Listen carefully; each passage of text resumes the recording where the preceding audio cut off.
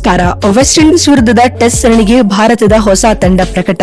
Team ಇಂಡಿಯಾಗೆ entry ನೀಡಿದರು star ಆಟಗಾರರು.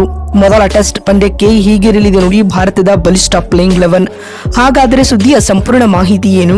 ಅಷ್ಟಕ್ಕೂ ವೆಸ್ಟ್ ಇಂಡೀಸ್ ವಿರುದ್ಧದ ಮೊದಲ ಟೆಸ್ಟ್ ಪಂದ್ಯಕ್ಕೆ ಭಾರತದ ಪ್ಲೇಯಿಂಗ್ 11 ಯಾವ ರೀತಿಯಾಗಿರಲಿದೆ ಗೊತ್ತಾ? ಹೀಗೆ ಇದರೆಲ್ಲದರ ಬಗ್ಗೆ ಈ ವಿಡಿಯೋದಲ್ಲಿ ಕಂಪ್ಲೀಟ್ ಆಗಿ ತಿಳಿಸ್ಕೊಡ್ತಾ ಹೋಗ್ತೀನಿ.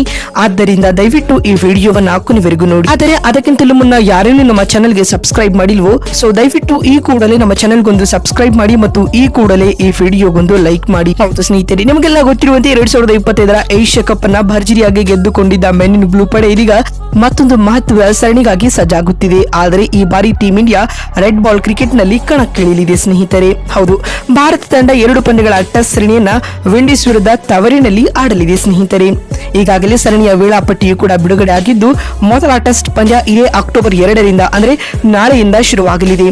ಇನ್ನು ಭಾರತ ಮತ್ತು ವಿಂಡೀಸ್ ನಡುವಿನ ಈ ಮೊದಲ ಟೆಸ್ಟ್ ಪಂದ್ಯಕ್ಕೆ ಅಹಮದಾಬಾದ್ನ ನರೇಂದ್ರ ಮೋದಿ ಅಂಗಳ ಆತಿಥ್ಯ ವಹಿಸಲಿದೆ ಸ್ನೇಹಿತರೆ. ಮತ್ತು ಈ ಪಂದ್ಯ ಬೆಳಗ್ಗೆ 9 ಗಂಟೆಗೆ ಆರಂಭಗೊಳ್ಳಲಿದೆ.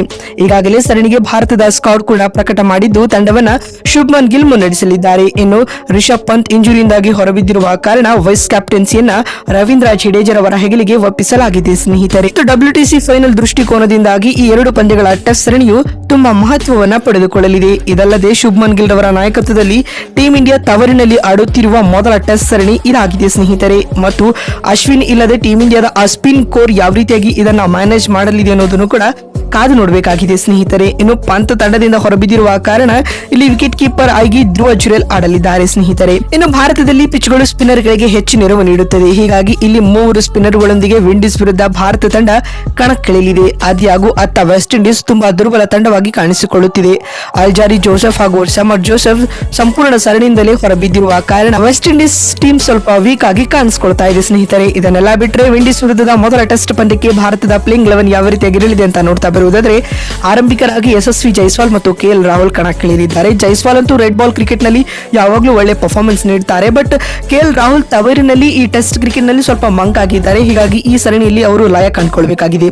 ಇನ್ನು ಸಾಯಿ ಸುದರ್ಶನ್ ನೆಟ್ ನಂಬರ್ 3 ನಲ್ಲಿ ಆಡಲಿದ್ದಾರೆ. ಕಳೆದ ಇಂಗ್ಲೆಂಡ್ ವಿರುದ್ಧದ ಸರಣಿ ಸಾಯಿ ಸುದರ್ಶನ್ಗೆ ಅಷ್ಟೇನು ಚೆನ್ನಾಗಿ ಹೋಗಿರಲಿಲ್ಲ. ಹಾಗಾಗಿ ಈ ಸರಣಿಯಲ್ಲಿ ಅವರು ಕಮ್ ಬ್ಯಾಕ್ ಮಾಡಲೇಬೇಕು. ಅಟ್ 4 ನಲ್ಲಿ ಶುಭ್ಮನ್ ಗಿಲ್ ಆಡಲಿದ್ದಾರೆ. ಇನ್ನು 5ನೇ ಕ್ರಮಾಂಕದಲ್ಲಿ ಕನ್ನಡಿಗ DDP ದೇವದತ್ ಪಡಿಕಲ್ ಕಣಕ್ಕಿಳಿಯಲಿದ್ದಾರೆ.